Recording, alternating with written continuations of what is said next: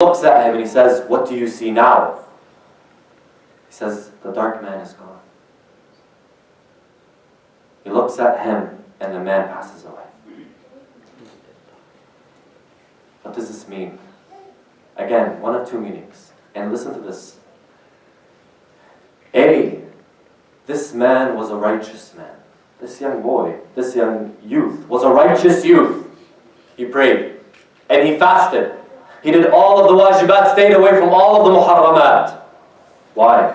Because after his mother agreed to forgive him and he read that small dua, he saw the pure man come to him.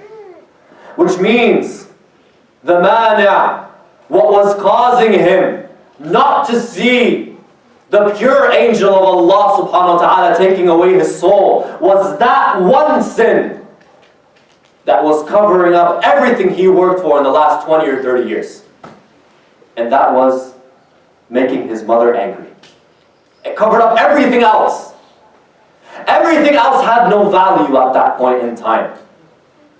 Imagine one sin can destroy everything that I've worked for. The mother, the father. That, or another meaning, that the mother's dua and the mother's happiness was so great in the eyes of God that it erased all of the sins of this individual in his last moment. Imagine, the Prophet is sitting at your deathbed, my brothers and sisters. I'm a sinner. Ahmed is a sinner. I'm nobody. He's sitting at my deathbed, and I am the sinner that I am. And the Prophet being there, just him being there, you'd think it's enough. You would think it's enough. But if my mother was not happy of me, then even the Prophet sitting there would not even help me. What is the value of this woman? Think of your mothers, all of you right now, everyone here. Think of your mothers. And think that this woman, this woman's intercession, and this woman's rida, happiness of me, is the reason that I will enter paradise.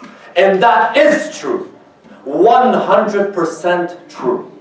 Their rida, their happiness, their agreement is the finest line, is the red line. Sallallahu alaihi Muhammad.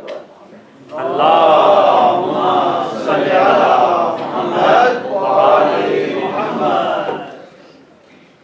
Go back to the ayah.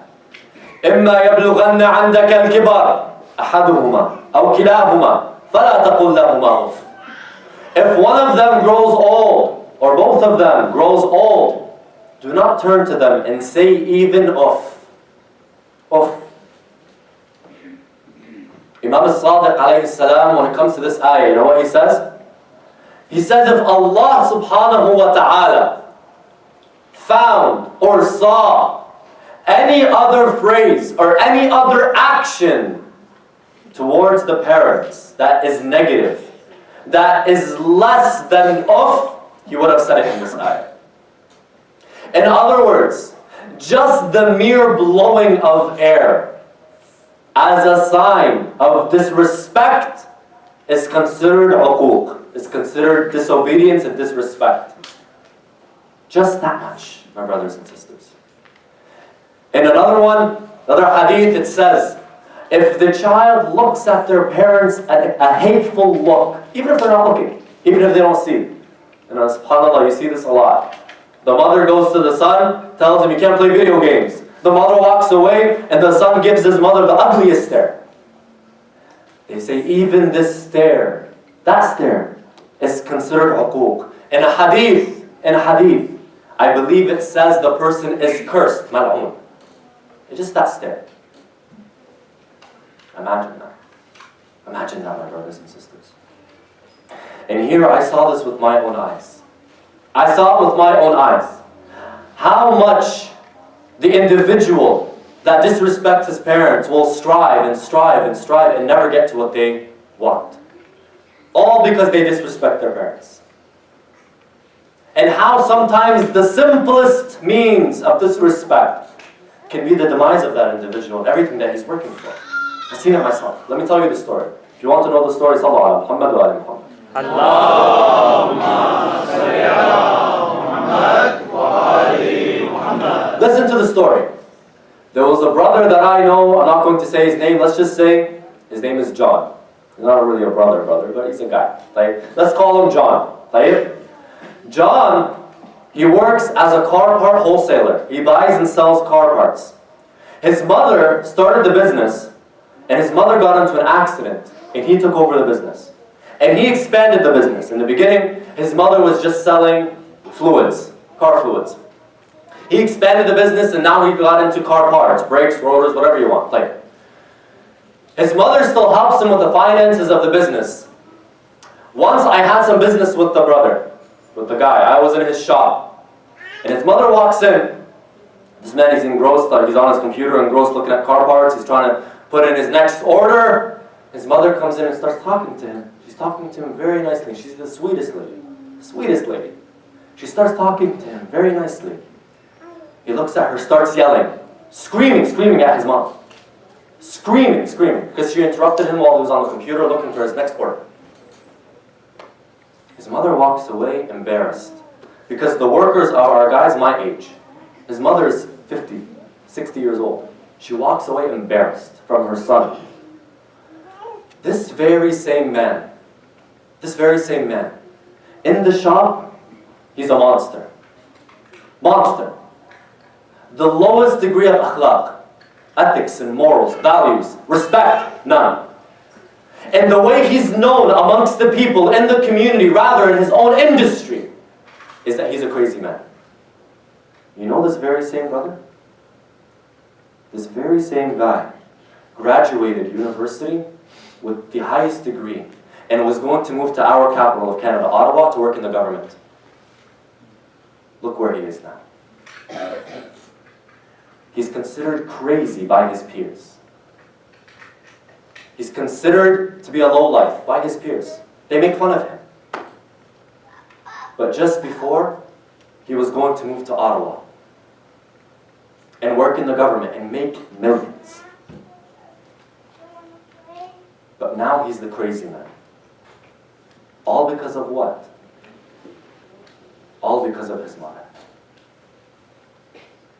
All because he would sit in that very shop that apparently makes him the money and yell and scream at his mother. And I am 100% sure that he does not see any of the money that he works for. I am sure of that. He does not see the money. It comes, and when it comes, it goes. And subhanAllah, in the shop, he would always run into a brick wall, whatever he did.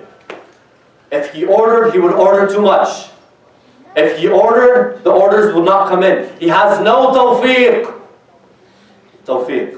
He has no success. And he's constantly striving. He's never going to attain success. All why? Because of his mother. Brothers and sisters, let me give you a little piece of advice from your humble servant. Keep your mothers and fathers close. Keep them close. As close as you can. Because one of two things will happen, my brothers and sisters. Either we lose sight of them, I lose sight of my mother.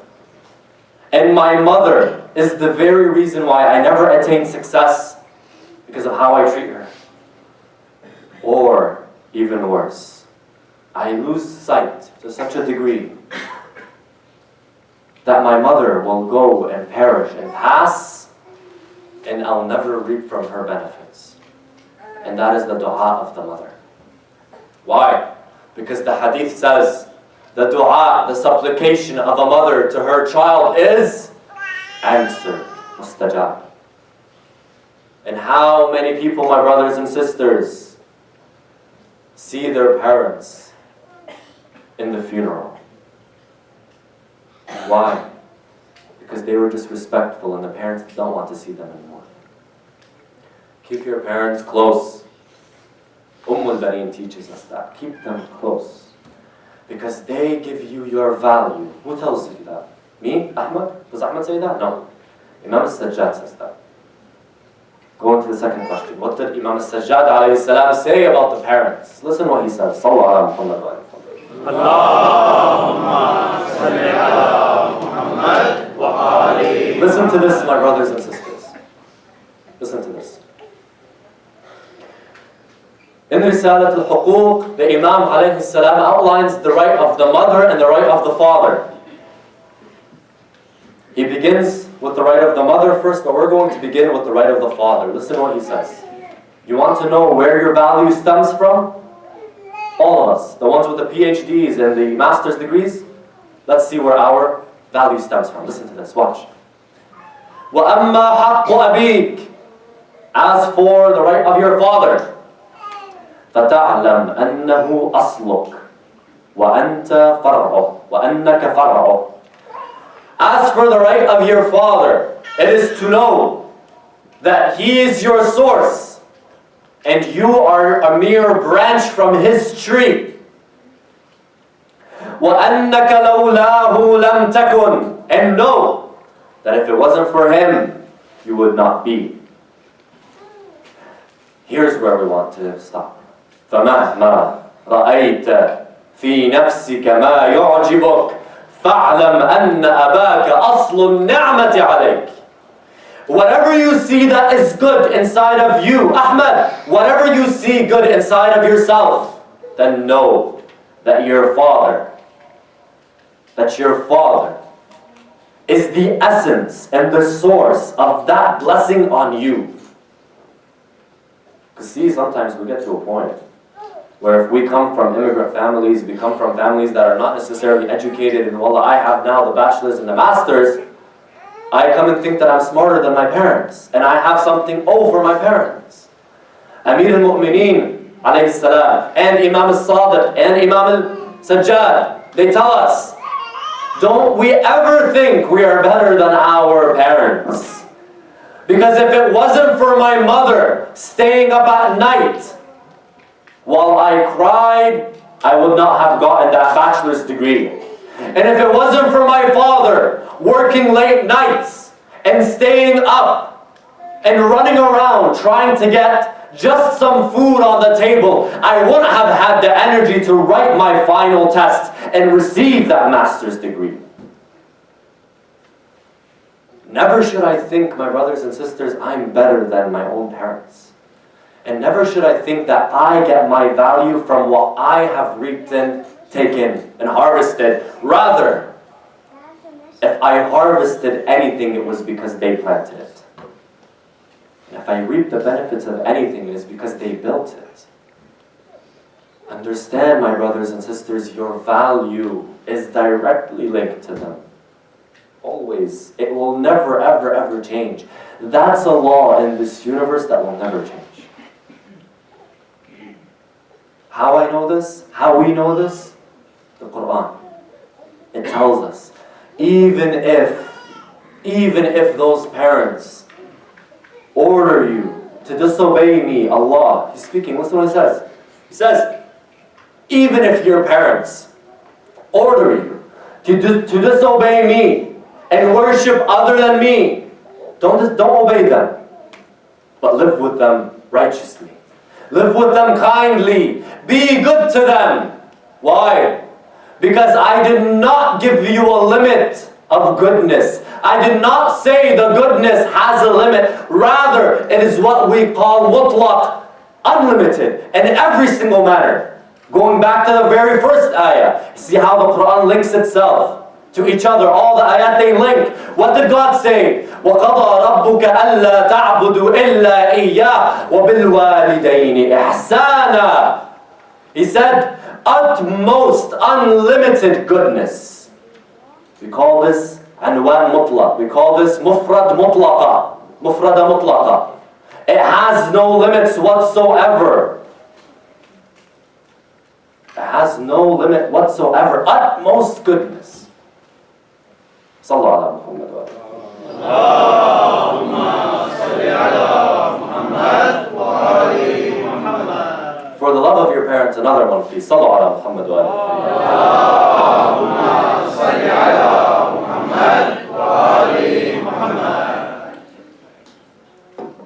That's the right of the father. Now let's go to the right of the mother. And I want you to keep in mind how small, or how many lines, or how many words were in the right of the father. Compare it to the right of the mother. Listen to this. Listen to this very closely, my brothers and sisters. He says, فَحَقُّ أُمِّكَ أَن تَعْلَمْ أَنَّهَا حَمَلَتْكَ. As for the right of your mother, then know. Please listen to this. Then know, she's the one that held you. Held you where? حَيْثُ لَا يَحْمِلُ أَحَدٌ أَحَدًا. She has held you where no other human being holds and carries another human being, ever. وَأَطْعَمَتْكَ مِنْ ثَمَرَةِ قَلْبِهَا مَا لَمْ يُطْعِمْ أَحَدٌ أَحَدًا. And she has fed you from her heart in no other way. In no other way any human will ever feed any other human being. He keeps going.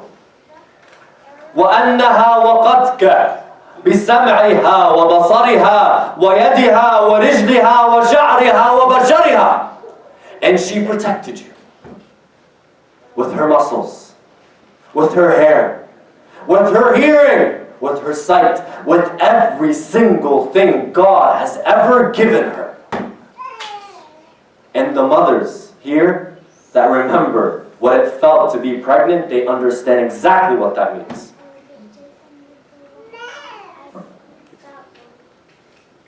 وَجَمِيعَ جَوَارِحِهَا. And everything, every piece of her body.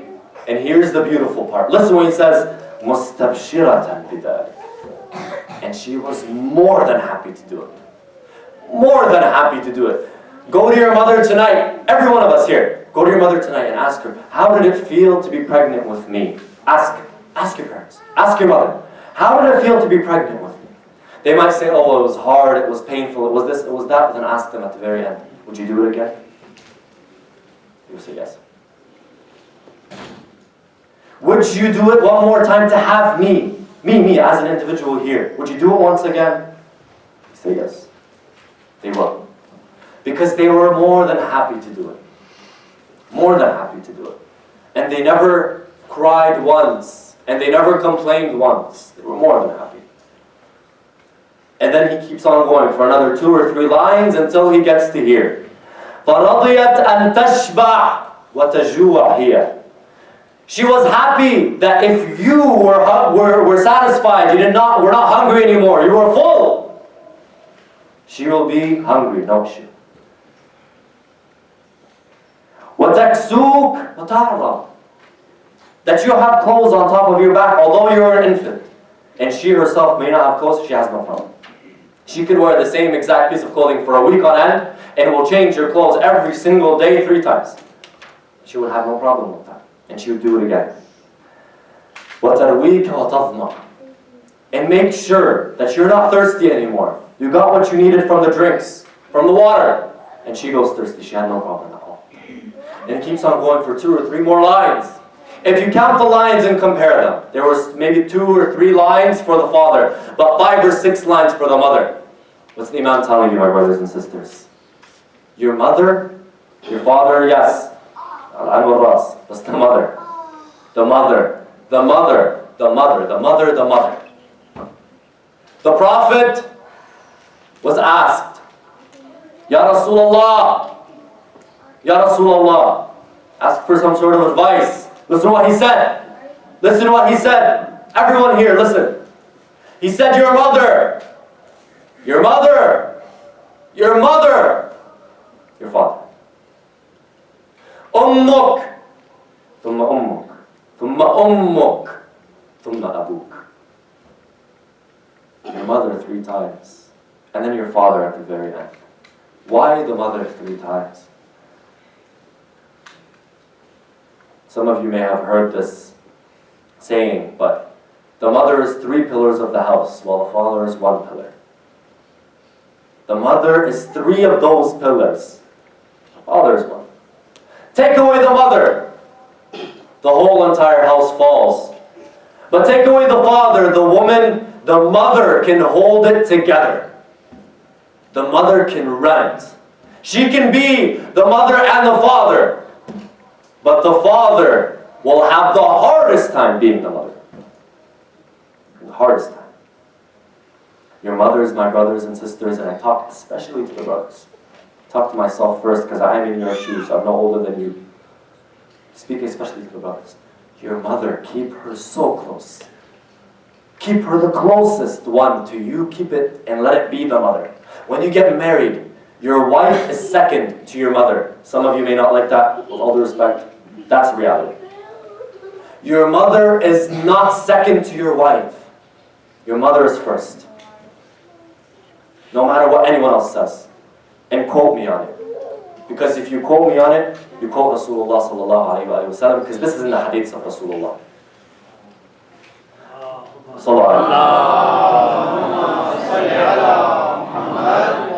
Your mothers, keep them close.